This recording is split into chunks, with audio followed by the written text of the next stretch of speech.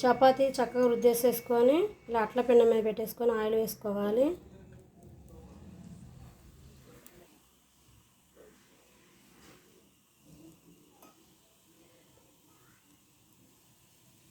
Oil apply చేసుకోవాలి.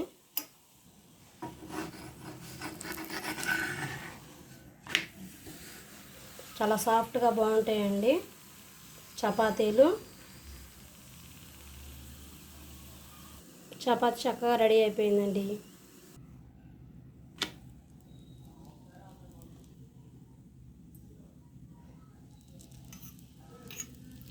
Oil అంతా చక్కగా వేసుకోవాలి. ఆయిల్ చుట్టూ వేసుకోవాలి.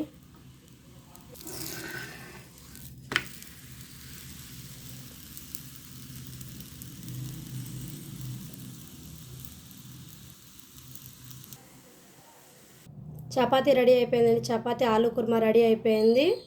నేను చేసిన పద్ధతిలో ట్రై చేసి చూడండి. మీకు ఎలా వచ్చిందో కామెంట్ చేయండి, లైక్ చేయండి, షేర్ చేయండి. మా ఛానల్ సబ్స్క్రైబ్ చేసుకోండి. బాయ్ అండి.